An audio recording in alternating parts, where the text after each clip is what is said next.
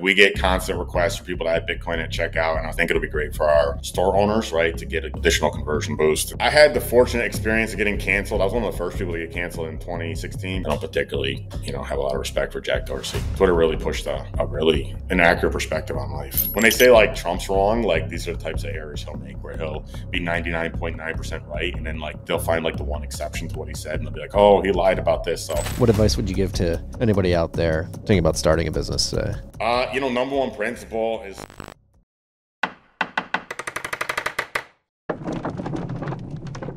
this rip of TFTC was brought to you by River. It's the best place to buy Bitcoin. Go to river.com/TFTC and enjoy this episode. Anthony, thank you for joining us, sir. Happy to be here. Well, I'm a happy customer. Like I was saying, it's we got put in touch by somebody who's been on the show and thought that I should have you on after the saga that you've been on since July of this year, vocalizing your support of Donald Trump after somebody tried to take his life in the beginning of July. But I was happy that this individual put us in touch, saying this individual because I'm not sure if he wants to be public that he introduced us. But I'm a Sticker Mule customer. We had like I was telling you, we had a boxing tape that we used to send out TFTC merch. And I think before we dive into what the last couple of months have been like for you individually, I'm really fascinated to learn what it's been like building Sticker Mule, a highly successful private business over the last 14 years. You guys are everywhere. Yeah, I got a little bit of a different background. I say like I'm old fashioned because first of all, I'm privately owned, which I guess is an old-fashioned way of doing things. Like, not too many people do it that way anymore. But the other thing, my co-founder is in his 80s now, and he was in his 70s when we started. And we had a crazy story where he actually got through his whole career without ever using a computer. And then just before Christmas 2010, he got his first computer. He was asking me for help on it, and I just started BSing about starting an internet company. And he said to me, "What the hell do people even do on the internet?" And so, I showed him a few websites. One was called Cafe Press. Another one's called Zazzle. Both of them are still alive today. And he said goodnight. And I thought nothing was going to come of it. But he came and saw me the next day at 9 in the morning with a notepad in his hand. And he said, we got to start an internet company. And we launched 3 months later. And it's been a wild ride ever since. We got like 14 or we got 15 or 20 orders the first day. And it just took off right away. And it's been crazy ever since. And now we're 1,200 people in 39 countries. And it's been a fun time. How did you decide on Sticker Mule, that particular product, that particular internet company? Yeah, so I got from my co-founder, but I guess one of my principles, we run the company on principles. I guess I run my life on principles, but one of my number one principles is move quickly. And so I just said internet company. He had a manufacturing background. I grew up in a manufacturing town, and I had a bit of a manufacturing background myself. So we wanted to do some sort of manufactured product, but believe it or not, the internet was different back then. We hired a firm that was building an open source version of Shopify. I don't know how technically oriented your audience is, but we were building an open source version of Shopify, and believe it or not, they had their phone number on their website. So I called them and said, we want your help to build an internet company. And they said, what do you want to sell? We said, we have no idea. And he said, what's your budget? Yeah. He said, what's your budget? And I had a 70-some-year-old co-founder who interjected, and you can tell he's older on the phone. And he said something along the lines of, we've never done anything on the internet before. We were hoping you could advise us as to what cost expectations would be. So you can tell right away it's an older person because, it's an older way of speaking. And so he said, geez, I got to be honest, the internet tech world's hot right now. And a lot of weirdos are calling us, and you guys sound like a bunch of weirdos. I don't think I want to work with you. And before he could hang up the call, my co-founder looked at me and, he gave me a nod. And I said, well, we could spend $100,000. And the guy said, I'm free next week. Why don't you come down to DC and meet with me? So we went and met with him. And he said, I got to be honest, I really like you guys. I still think you're weirdos, but I really like you guys. And, I want to get started right away. Could you please go home and decide what the hell you want to sell? So we went back and we batted a few things around. I want to do, so I like, humor, and I thought animal names were funny. So we just, we started matching products and animals, and Sticker Mule sounded good. So we went with that. And, we went with that, and I give the guy a lot of credit to this day. We gave him $100,000 number as a budget, and he built the whole thing for $50,000. So he ended up getting acquired by First Data for, I think, a sizable amount of money. So hopefully he's doing good still too. But Well, yeah, I give him a lot of credit. Not that many people would hear 100 grand and only take 50. Most people would hear 100 grand and take 200 or 300. Right. I mean, it's 2010 is like an incredible time to launch an internet business. You had the really emergence of popular social media, Twitter, Facebook, really getting their legs under them. Obviously, Instagram will come later. And so what was it like scaling the business at that time? And so I tell this story. People were like, how did you fund it and how did you grow it? We never accepted VC, we never accepted venture money. In fact, my co-founder exited. So my co-founders exited. I ended up being the sole owner. And people ask, how do we do it? And I don't like, I haven't particularly liked Jack Dorsey. I ended up not really liking Twitter, because it really morphed into something that was pretty nasty. Like people appropriately called it a weapon. And until like Elon stepped in, I guess, it really was a weapon that was used to attack people, particularly people that didn't agree with the way people in San Francisco think. But anyways, I got to give a lot of credit to Twitter because we were about, I don't know, it was our first year in business, and somebody that was running a startup went on Twitter and said, I'm looking for a vendor. And we wrote them. And they wrote back, I think the tweet was Sticker Mule wins our business, fastest response and best website. And so we ended up getting this a company called Get Glue. And they were trying to compete with Nielsen's, and they were giving away stickers to fund to get people to use the app. So like you would check in to admit you were watching shows, and you would win a sticker for that show. And they ended up spending like about $1 million a year in stickers with us. So they, So anyways, they funded all of our, right off the bat. We got this. In fact, the other account we got, which was crazy, before we even launched, the guy that built our website for 50 grand put me in touch with the Tom from GitHub, and we ended up acquiring GitHub as an account. So yeah, right off the bat, we got two major accounts, GitHub and this one called Get Glue, who I think they spent all their VC money with us. So I owe Twitter and Jack Dorsey a debt of gratitude, even though I don't particularly, have a lot of respect for Jack Dorsey.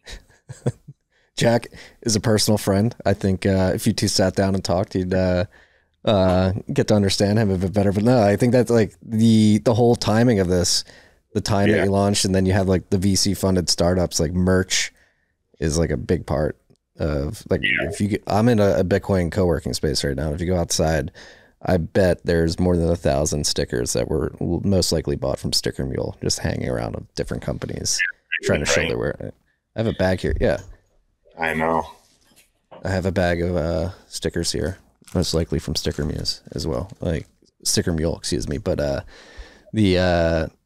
like digging into this too, like what was it like getting these partnerships, but then these like distribution avenues, building that out? You said you're in 39 countries, 1,200 employees. What was 39 countries. What I mean is, people think like what I mean is we got employees in 39 countries. So it's kind of funny related to the Trump thing. Like we started the company. I'm from a small town upstate New York called Amsterdam, New York, and there's not a lot of talent here. Technical talent particularly. So our first developer was from England, and then I just I was like, before the word remote, like people call it like remote first or whatever, like whatever. Before this was a thing, I just started hiring people, and we quickly got up to like people from 6 or 7 countries, and then it just sort of became fun to just be like, well, we would joke, we're like, we already got somebody in Ireland, we can't hire another person there, so we just kept hiring talent from all different countries, and we're up to employees in 39 countries now. But distribution is worldwide, so we ship worldwide, and we do manufacturing actually in Italy. So we got manufacturing in upstate New York, South Carolina, and in Italy. And I think other than really Elon, I think I'm probably the only, which also makes me a little bit different. I see the world a little differently. Is I'm probably the only manufacturing guy in tech. There's not too many manufacturing oriented tech CEOs. So we got a team of 100 engineers that build the technical infrastructure for us, and then we got a sizable manufacturing operation. Yeah. It's manufacturing is something that desperately needs to be brought back to this country. I mean, that's something we talk a lot about on this podcast, being Bitcoin focused. That is, like we have it right outside of the studio here, Fix the Money, Fix the World. And if you like dig into the hollowing out of the manufacturing base in this country, it's really because we need to flood the global markets with dollars. And to do that, we need to go to China and say, hey, why don't you make stuff for us? We'll give you dollars to drive demand for dollars. Meanwhile, kicking out all the manufacturers in the Rust Belt, and has led us to a very precarious situation. So it's great to see that you're principled in building in America, which is. Yeah, so believe it or not, it's actually like advantageous to do manufacturing in America. And it's not that hard. You know, I don't know why more people don't do it, but I think, like I said, most of the technical talent is going towards the software world. You know, there's not many people like that are technically oriented thinking about manufacturing situations. But if you throw technical talent at manufacturing, believe it or not, people don't like. I just recently started sharing this, but we got technical people working, software people working to automate our backend systems. We also have a sizable hardware engineering team. And when you get to significant scale in manufacturing, you kind of have to go out and buy your own or build your own equipment. Like, this isn't something many people do. I mean, the only other person sort of doing this, to my knowledge, is, I'm sure Elon's building a lot of his own equipment for what he does. I think he had probably had to build all of his own equipment to do something totally new. But in manufacturing in general, most people are buying equipment off the shelf and trying to make it work. But if people put more technical brain power behind manufacturing, we could easily bring it back to the United States. You just need to invest in automation so that you can do it here. But even though we invested heavily in automation, we still got almost 1,000 manufacturing employees in the United States. Yeah, that's massive. And here's a quick example, just quickly. Like, we brought a product called we call them transfer stickers, and people call them vinyl lettering transfer stickers, and that product was completely made overseas, and it was done by hand with tweezers, and it's crazy. We got a fully robotic system that does it, and you need people to operate the machines, but yeah, it's much better to have robots run by humans or managed by humans than people with tweezers. And it's better for everybody, because you can only pay a person with tweezers so much money to make a product, right? If it takes like an hour to pull apart a sticker with tweezers, you can only pay the person so much money. Whereas if you're operating a robot, or one person can operate 4 robots, they can make a significant income. So yeah, I think a lot more manufacturing could come to America, but people got to put their technical brain power behind it, and not just you got to put not just behind software. All tech goes after software, because it's very easy to scale software businesses. It's just servers. But manufacturing businesses are totally different. Like I think that's why I think people like Elon and Trump and myself are somewhat aligned ideologically, because we're on factory floors dealing with people. We understand there's I don't know, we understand things that most of the tech world doesn't really understand. Yeah, we've gotten away from the world of atoms, physical things, to the world of bits. Yeah, I see myself like that. There's a thing going, like most technical people are poisoned with whatever you want to call it. They're very with a particular worldview, and a lot of it comes from just not enough interaction, I suspect. Because I don't know. It's like when you're on a factory floor and you're talking to people all day, you see a totally different world than if you're especially with the remote work. It's great remote work, but some people get very isolated with remote work and like socialization, and they in fact, I don't want to whatever, if he's your friend, I don't want to get in too much trouble with the guy. But no, I saw it with people, like with my own staff, like during the pandemic, where people were sitting in front of their computers all day reading Twitter, and their brains were getting poisoned. Unfortunately, we lost a few people during the pandemic because they're whatever. Yeah, no, it was. Twitter was really poisoning minds during the pandemic. I don't know. I would like to talk to Jack, and I think Jack should come forward and explain to the people like what he was thinking during that whole period, because I saw people sitting behind computers during the pandemic and reading all sorts of horrible tweets, and they really started believing the world is totally different than it was. Whereas I was still in a manufacturing environment, I was still socializing with people, but particularly for people that didn't socialize and just were on Twitter all day, Twitter really pushed a really inaccurate perspective on life. Yeah, it was bad. That was like we got demonetized on Twitter, on YouTube. Not just Twitter. I think he had Twitter, YouTube, all these guys, right? Yeah. No, it wasn't saying like the disinformation, misinformation, which are Marxist terms in my belief. I don't think there's any such thing. There's inaccurate worldview is an inaccurate lens into reality, because it's weird. Because I would see people that would just be on their computers all day, like using, just reading this stuff, and then you would leave that world. And I lived in Mexico, and so I live in Mexico. I spent part of the pandemic in Mexico. I spent part of the pandemic in Dominican Republic as well. And you go to places where it was people are still totally normal, and then but then you'd be dealing with other people. It was like it was a total, I mean, a totally different worldview completely. It depending upon, in the beginning, even myself, like I got sucked into the, stay at home in front of your computer. And I spent like, a good portion of the pandemic in a town called Cuernavaca, and I didn't leave my Airbnb. And then one day I left the Airbnb to go hiking in the mountains, and I was shocked. I got there, like the mountains were so full of hikers. I was like, am I going to die of COVID out here? But there was I couldn't believe there was like a whole world of people that like were still living totally normal lives, and but then there was another world of people that were like cooped up in their houses reading Twitter all day and thinking totally different things. This episode was presented by River. River is the best, most secure place to buy Bitcoin in the United States. Go to river.com/TFTC, set up an account today. You'll be able to DCA into Bitcoin without paying any fees. You'll be able to give people Bitcoin via River links.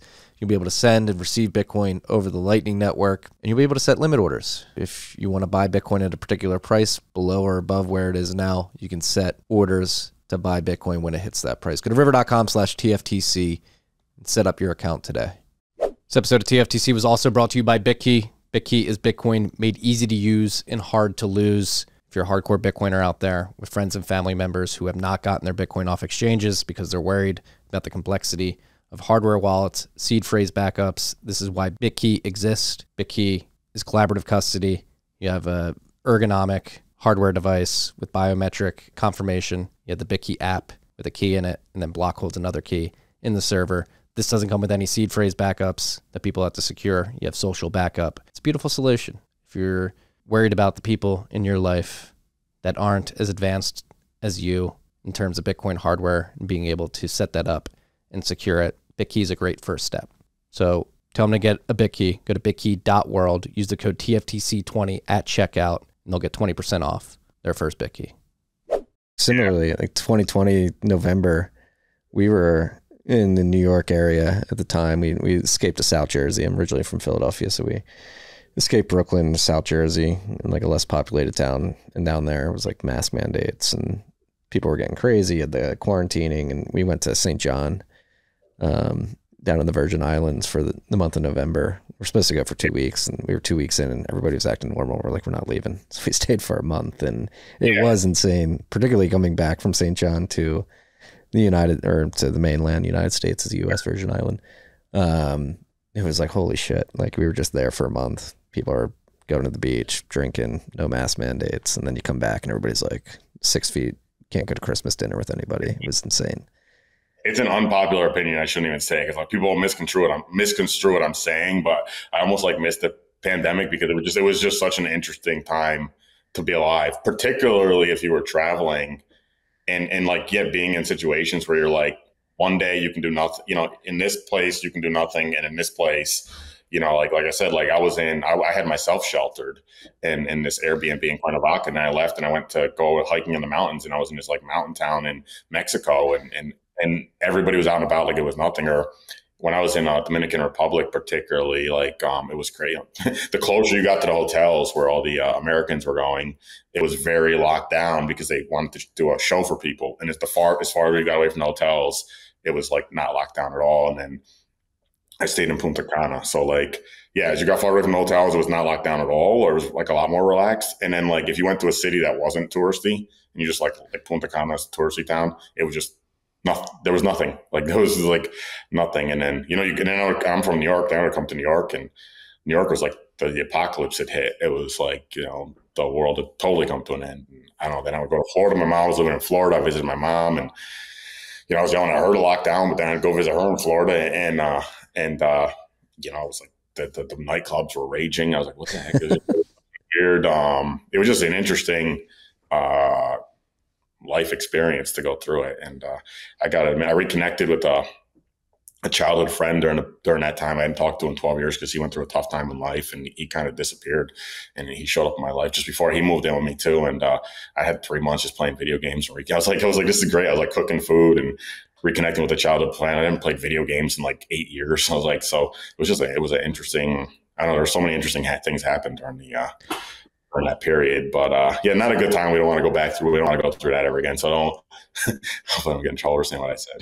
No, you're not going to get in trouble. But it does highlight, like, we had this like 2-3 year period, and some people are still stuck in it. This mass psychosis, and I think it applies to why we're talking today, which is, I mean, similarly with like Trump derangement syndrome, we've gotten to a point, particularly here in the United States, where the divisiveness and the vitriol has gotten to such a point where it's insane, to the point where you had an attempt on the life of a former president and a front runner for president heading into this election. And I think I had a very similar reaction to you. You know, personally, have voted for Trump, will vote for him again. And it was like, people, what are we doing here? It's getting to the point where they're trying to kill this man in high def 4K live TV. And a lot of the mass psychosis, which I think is behind Trump derangement syndrome, which has been aided and abetted by whether it's social media platforms or mainstream media outlets, sort of putting out these false narratives that really got the country to a point of fervor where he had an attempt on his life, and some people were celebrating that and actively saying, "Oh, I can't believe the guy didn't have a better shot." And then you running a successful company in Sticker Mule, sticking your neck out there, sending an email to your customers and a tweet out to the broader world, saying, let's look at what we're doing here. Let's take a step back and try to quell this political violence and bullying that's out there, because it's obviously driving us to a bad place. Like, why did you feel compelled to stand up and speak out? I mean, obviously there's a problem. I tell people, like, I got, like, my one principle is move fast. My other principle is, like, solve the biggest problems you can solve. And, like, there's been a problem there for a long time, but, you know, unfortunately people like myself have kept quiet. So, I just said, look, this, you know, when it gets to a point where a guy's almost like losing his life in order to do what he thinks is right, I think other people should stand up and do the right thing too. And I think a lot of credit goes to other people like Elon and, there's other people beyond me, Snoop Dogg, saying great things about Trump, and 50 Cent saying good things about Trump. And there's a lot of other people doing the same thing too. But yeah, it's like, when it gets to a point where a guy's almost losing his life to do what he thinks is right, I thought it was the right thing to do, to speak up. And if you read my message, most of the people that actually read it, in fact, I got friends that don't like Trump at all that called me, and they said, I heard about your message and I thought you must have wrote this terrible thing. And then I read it and I said, no, I said, people at Sticker Mule, we got people that support Trump, people that got Biden, and they like Biden too. And we all get along, we all get together, and like, this hate needs to stop. And there's a lot of great people that support Trump. Unfortunately, like, for whatever reason, it's been acceptable to demonize Trump supporters as, something they're not. And there's all sorts of nasty slurs used to defame them and slander them and slur them and whatever. So, it's a big problem. I think it's a problem that I could particularly help with, because I run a company where it talks to both sides. I think anyone that's in a situation where they talk to both sides can probably help with the problem, but it's a big problem. I think it's a problem that I could try to help resolve. And, I also think, like I said, when it gets to a situation where somebody's almost giving their life up to do what they think's right, other people should consider doing the same. Agreed. I mean, it's insane when you make your political affiliation your whole personality. Not only that, like, let it dictate who you interact with and how you treat them. It's not the way the world is supposed to work. Like, you should be able to be friends with people who have different political persuasions. And like I said earlier, like, it's gotten to the point where it's just completely insane. Like, I think if you, people are afraid to broach the subject. And that's another important area. I think a lot of people were emboldened to speak up because of the assassination attempt. Like, hey guys, this is getting fucking insane. But before that, like, people are self-censoring because they think if they voice their support of one candidate over the other, it goes both ways. Some people will see Biden or Kamala supporters and say, I don't want to interact with you at all. I don't think that should be the case either. But people are self-censoring because they think, particularly if you're a business owner or somebody that has a lot of skin in the game from a financial perspective, that if you do put your neck out there, it will harm you financially and hurt your business. But you sent a video out on Twitter a few days ago, or X a few days ago, basically saying that it's all hot air. It's all all bark, no bite in terms of how it affects businesses at the end of the day. Yeah, I mean, for sure, people, some people are going to take action, but, by and large, it's like for the amount of, if you saw the attack that hit us, it was crazy. I mean, it was all the internet talked about for a few days. It seemed like I was joking to you before. It seemed like threads I went on there, and I thought I must have been like watching like my own feed, but I was on the general stream, and it was just like everyone hating on Sticker Mule for a day, and people were making Instagram reels, bashing us and doing everything. And we got some hit pieces came out. Well, actually, we got a lot of positive press too for what we did, but yeah, I mean, yeah, for what happened, yeah, it's a lot of talk, very little action. I think if you're running a similar company where you're curious about what's going to happen, like the internet backlash, it's mostly talk, very little action. But yeah. What was it like for you personally, putting up with that backlash? I had the fortunate experience of getting canceled. I was one of the first people to get canceled in 2016 before like he even became president, like because I gave him a $500 donation. And so I was a much smaller company at the time. And I didn't even know what cancellation was. Somebody discovered that I had made a $500 donation, and we got inundated with hate mail back then. And to be honest, like we were smaller. I was like, I wasn't as, and it was traumatic then, to be honest, because I didn't see it coming.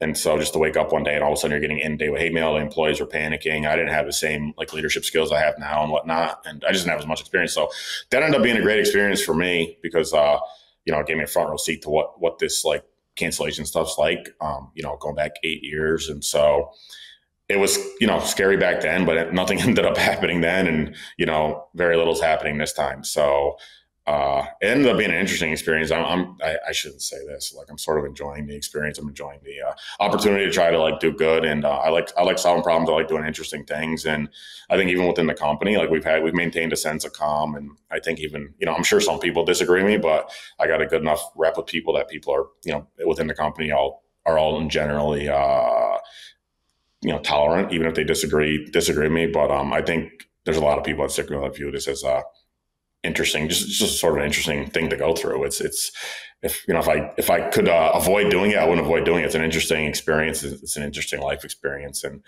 hopefully it's doing something good to stop this problem. I think it is, but not just me, but I think you're seeing even Elton John recently was saying nice things about Trump. You're seeing so many people are coming out and saying nice things about Trump, and I think we're all kind of like collectively hopefully fixing the problem. I think we are going to fix the problem, but I think we're all collectively fixing the problem, whether it's me or Elton John or Elon Musk or Snoop Dogg or 50 Cent or Anuel AA from Puerto Rico or any of these people that are, raising their hand and just like politely saying it. I think that's the important thing, like say it politely, but there's a lot of people. It's not just me. And so I think we're all kind of collectively fixing the problem. Well, that's a really important point, is like approaching it politely and like bringing civility back to the conversation. It's just like have proper manners. Just hear somebody out. Don't scream at them. Don't jump down their throat.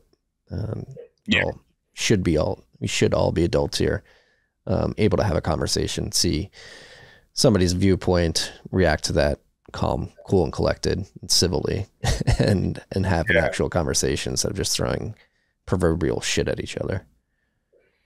I think one thing people on the other side, particularly, the strong anti-Trump haters don't particularly understand is that most people like me that support Trump, like we still want to maintain our friendships with people that don't like him.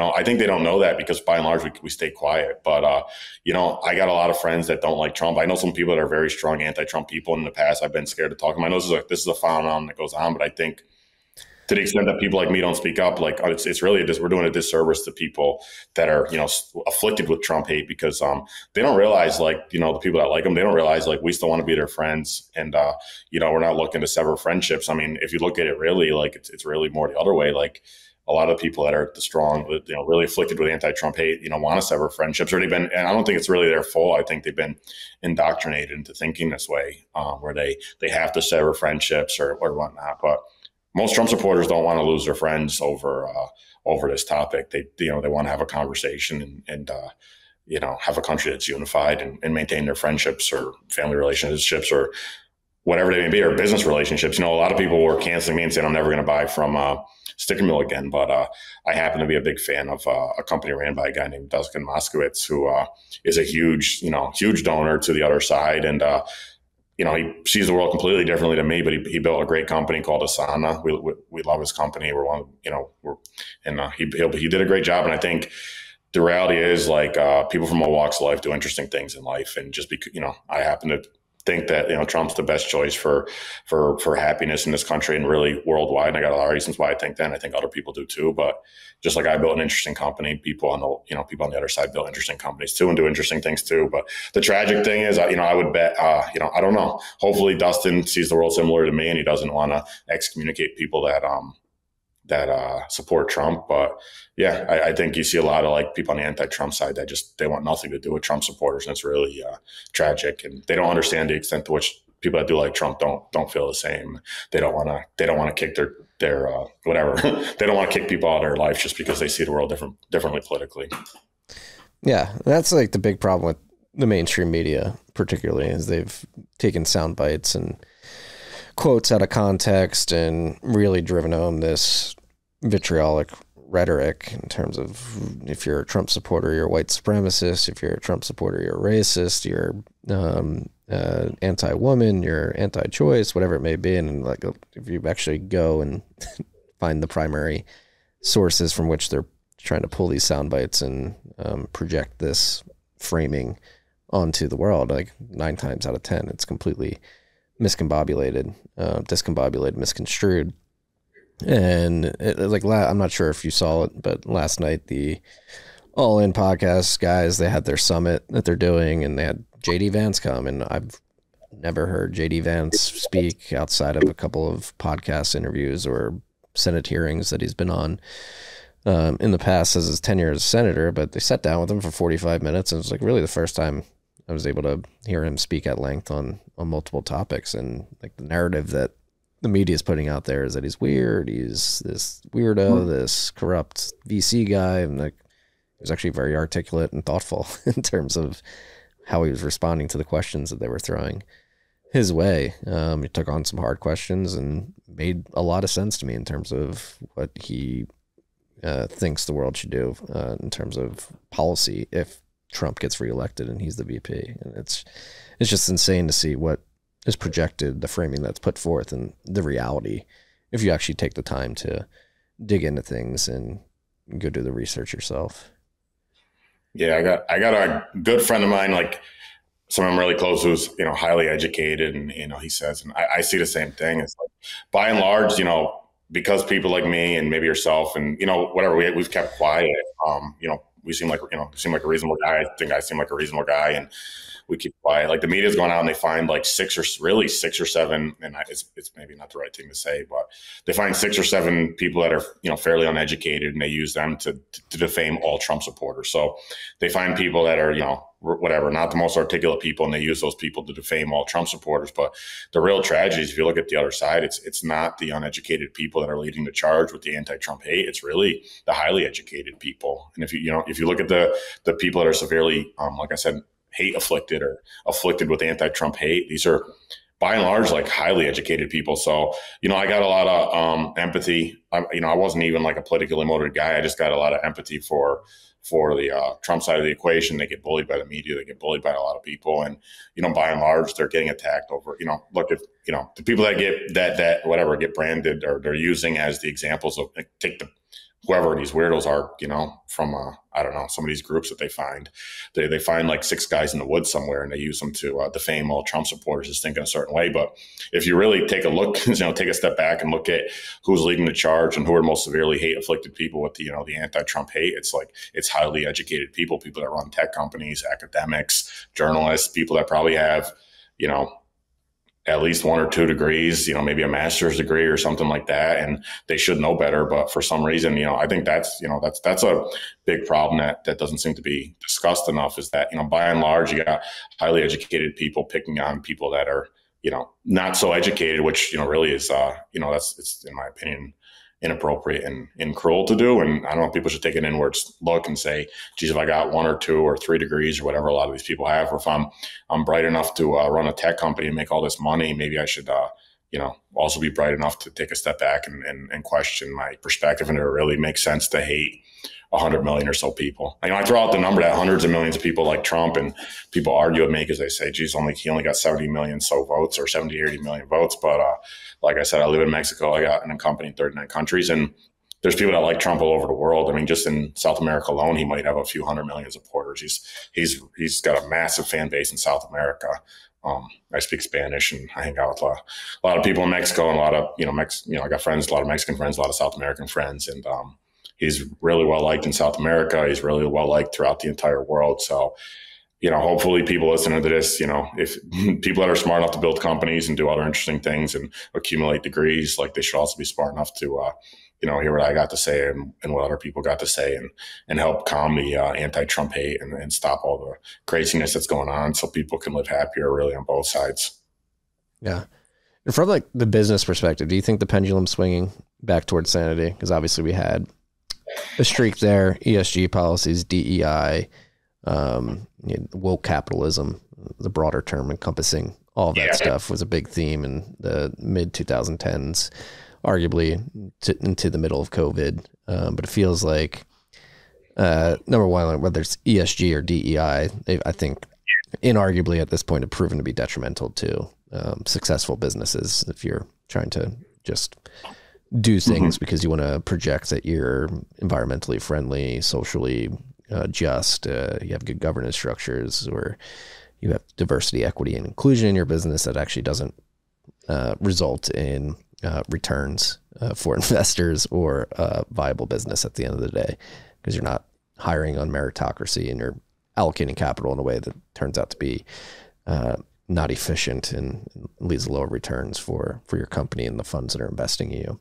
But now it feels like the pendulum could be swinging back, where it's like, hey, I'm running a business here. And like your message, I think, was a perfect embodiment of this pendulum swinging back. It's like, there's people on both sides of the aisle that work for our business and that buy our products and use our products. And we're just going to, we're providing a good and a service to the market. And that's what we're here to do. I don't care what you do with politics. Keep that out of business. Do you think that's a trend that'll continue to get stronger?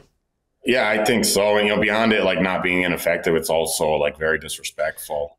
This stuff, the DEI stuff, is very disrespectful to, people that come from multicultural backgrounds and deserve the jobs they're in, because it makes people question why they got it. But, I don't even like talking about this topic in particular, because I just find it was a very disrespectful movement. There's a lot of talented people that come from, different backgrounds that genuinely are great at what they do. And this whole movement that you got to put people there and you got to force things that shouldn't be forced is very disrespectful to the people that come from interesting cultural backgrounds and deserve the jobs. And to be honest, I don't even like talking about the topic. Like, I could say it, but I almost wonder if I got to ask permission from my team. But people saw the team. I'm not going to even say exactly, but if people saw the management team that surrounds me at Sticker Mule, they would be shocked at the people I got in management at Sticker Mule. But I don't even like talking about stuff like that, because I think it's disrespectful to them to say, geez, I got people from this background or that background that work for me and are in management. It's very disrespectful to people, because people that work for me all got it because they earned it and they're good at what they do. And there's lots of people that got the jobs and they earned it because they're good at what they do. And to force it, it really it diminishes everyone when they do that. So not only is it bad for investors, that's been proven. It was a silly movement, with the whatever you want to call it, I guess, the virtue signaling word or whatever, but it was a silly movement. But I think people should take a step back and look at it and say, like, it's not just bad for businesses. What you're doing is very disrespectful, because there are talented people, there are talented people that got it because they deserve it, and they don't deserve to be belittled and diminished with like DEI movements.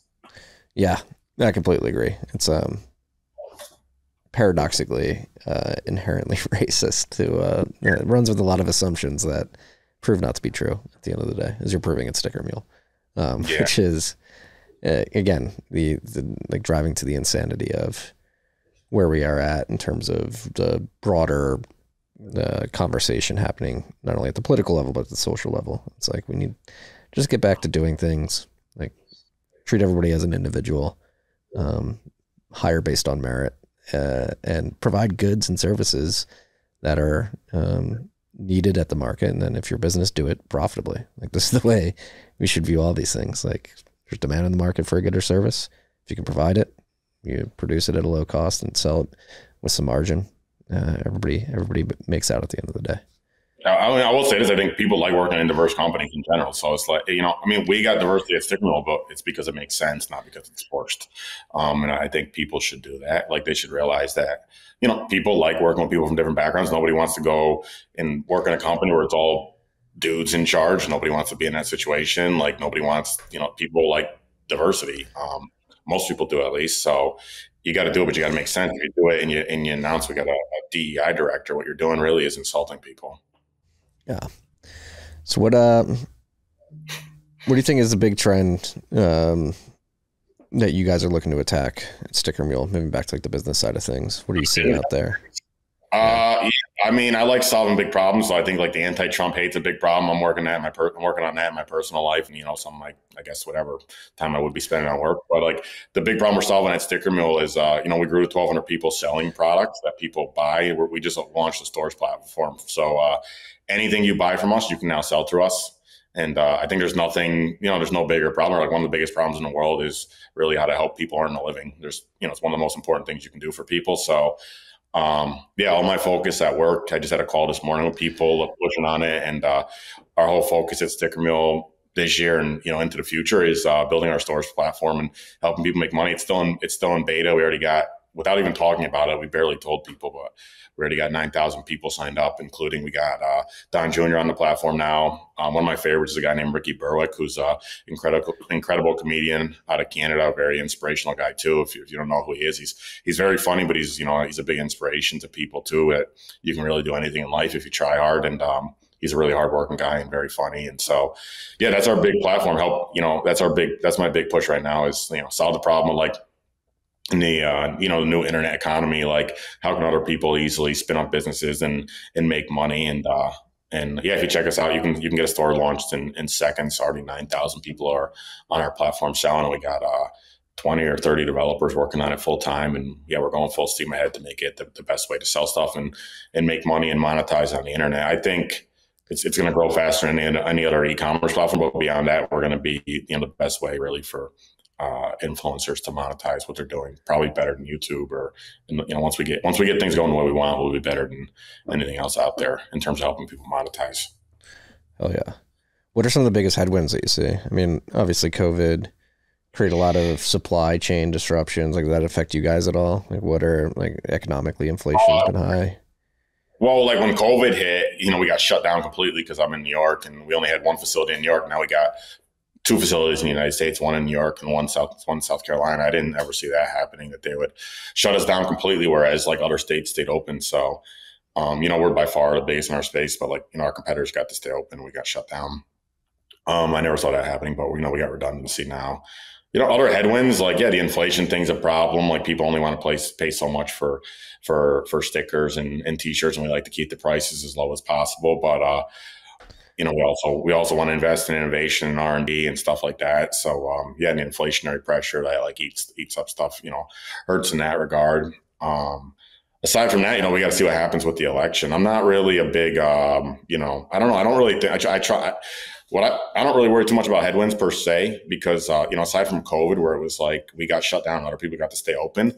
I thought that was really unfair. But, as long as we're all in the same boat and we're all playing by the same rules, I really don't care. I'll operate and succeed in whatever situation we have, so whatever is happening in the economy, whether it's, my co-founder actually earlier in his career ran a company in Brazil where they had inflation out of control. And it's like, as long as everybody's playing by the same rules, I'll be, we'll be fine. We'll succeed. The COVID situation where New York shut down and, other states are open, and that was a really unfair, unfair situation. But we'll survive no matter what the headwinds are, unless they come in and start censoring what stickers I can print, and I get in a battle over free speech over stickers or something like that, and shut that completely. But hopefully it doesn't go that far. Yeah. And I had to ask, since this is a Bitcoin podcast, have you been following the trend of companies, both large and small, using Bitcoin as a treasury asset? No, I'm not. And, I don't know anything about that, except we get constant requests for people to add Bitcoin at checkout. And I was telling you, we're looking strongly at using Bitcoin at checkout. I think it'll be great for our store owners, right, to get a little additional conversion boost. And so, I don't have any Bitcoin. I don't hold any Bitcoin, but we get constant requests for people to pay with Bitcoin on Sticker Mule. We're strongly considering that. Some of our guys are huge enthusiasts of Bitcoin, but I personally, I'm always slow on everything. I didn't even know how to use social media until recently. I didn't want a Twitter account. I didn't, I stayed off social media. In fact, I grew most of the business through email marketing, and I don't know. Yeah, I don't even. I just I just started using my personal Twitter. I don't have an Instagram. And so, yeah, Bitcoin is probably something I'll learn about in 5 years or so. I don't know. I'll be waiting. In fact, when Facebook came out, I was in college, and people were like, "You got to get on Facebook," and I was like, "Nah, it's okay. I'd never touched Facebook either. I didn't know. I was like, why would people do this? They can just call each other. I don't even like the text message. I like making phone calls." So a rare breed these days. And I'm slow to, I know. Maybe because, like I said, my co-founder's in his 80s, and my dad had me late in life. If he was around today, he'd be over 100. So, yeah, I'm like from another era completely, even though, I'm not that old, but I guess, I'm sort of from that era, I guess. And maybe that's another reason why I like President Trump is, I don't know, I'm from a different era that, most people my age aren't particularly familiar with. Most people weren't raised by, don't have a father that'd be over 100 years old if you were around still, and don't have a co-founder that's in his 80s. So, yeah, I'm from a generation that doesn't exist anymore, I guess.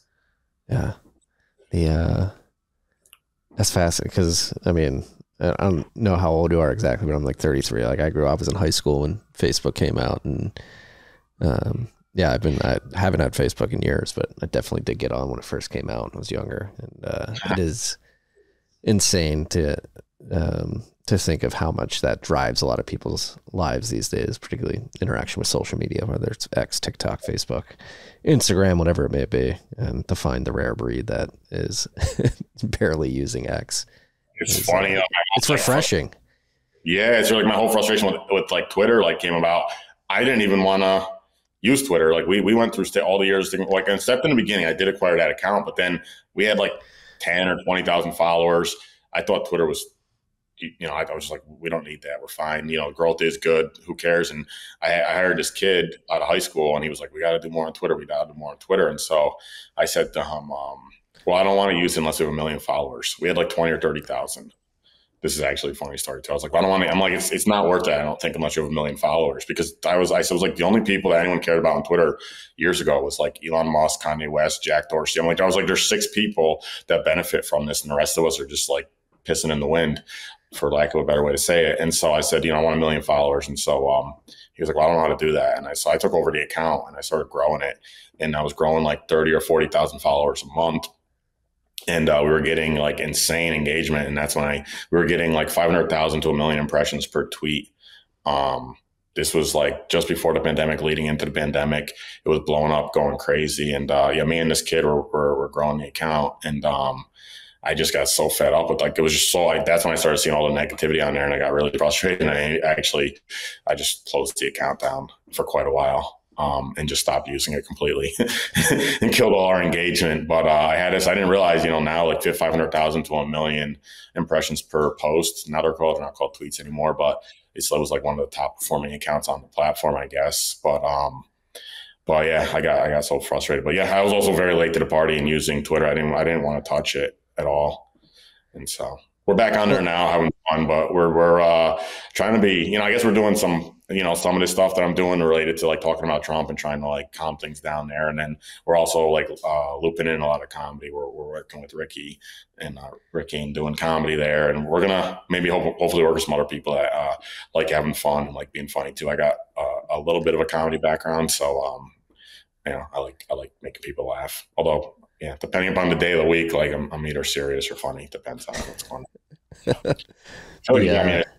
Usually I'm in a really goofy mood, but I don't know. I feel like you got me in a serious mood today. Maybe because I just got off an airplane. Yeah, the airplane de-stress will do that. But no, that's the other thing on the business side. Everybody's like, you need a social strategy. Like the fact that you've scaled the way you have. Yeah. So email marketing is predominantly email and SEO, or?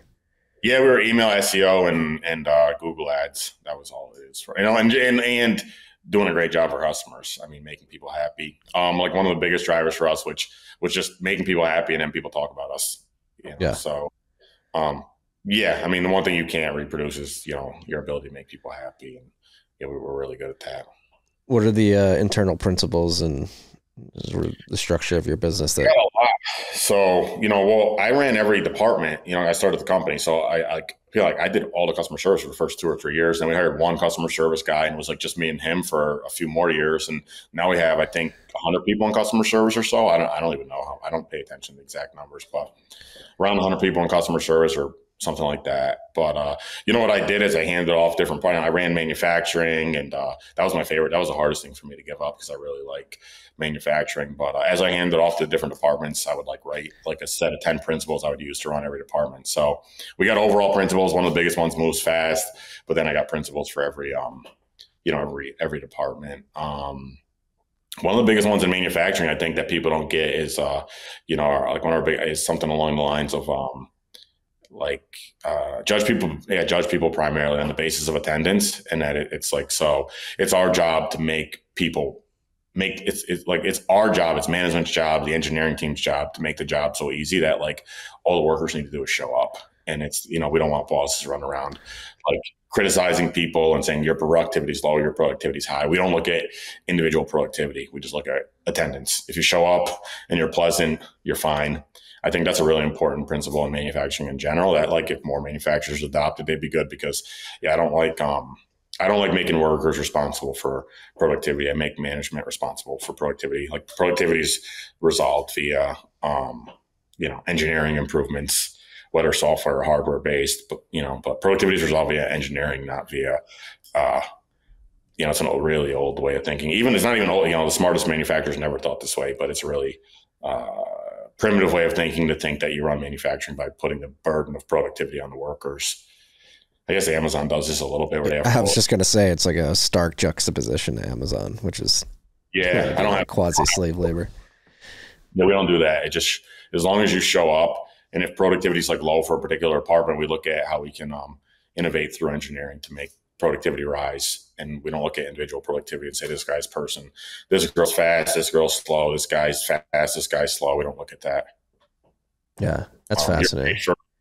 If you show up and then your pay is based on the job you're doing and how many years you've been here, we don't do performance pay. Yeah, I imagine that makes your employees very happy. They stick around. Yeah. Yeah. Oh yeah. We have great retention. In fact, I like to say among salaried people, I don't think we've ever lost anyone, although I'm sure somebody will pop up.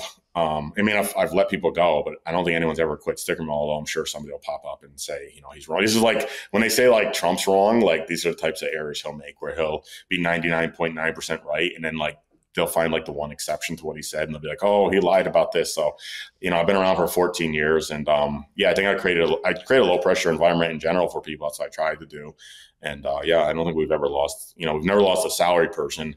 Manufacturing people, they're all, I don't mean to, some people like it and they don't like it and they change jobs. Younger people in general, they might stay with a job, they might not. They kind of try different things out until they find what they like. And, some people work in manufacturing for a period and they want to go to college and do something else. So in the factory, we have, we don't have 100% retention. People will leave, but in salaried, we have, I think, near 100% retention. That's awesome. What, to end it, because I know we only have an hour here, but what advice would you give to anybody out there thinking about starting a business today? Number one principle is just move quickly. And if you do more things, you can make more mistakes. And so, that's been the biggest thing I learned. Just move quickly and just keep doing things and doing things and doing things. And then the other thing is be really metrics driven. Don't get stressed out about minutia. I mean, in the beginning you got to, but yeah, don't get stressed out about, minutia. But nothing beats moving quickly. Nothing beats that. And beyond, nothing beats moving quickly. Get it out there, get it fast. This was a fascinating conversation, Anthony. I really appreciate you coming on and sticking your neck out there and standing up for sanity in a world that seems to be getting crazier and crazier. I think individual actions like yours do add up over time. And like you mentioned, there's many other people that are standing up. That's what I think is most needed today, is more sane, successful, and confident individuals to step out and say, hey guys, this is getting a little crazy. We don't need to go in this direction. Because there's a lot of white pills out there. We have a lot of potential here as a country to do things if we're able to unify and not let political differences get in the way of civility at the end of the day.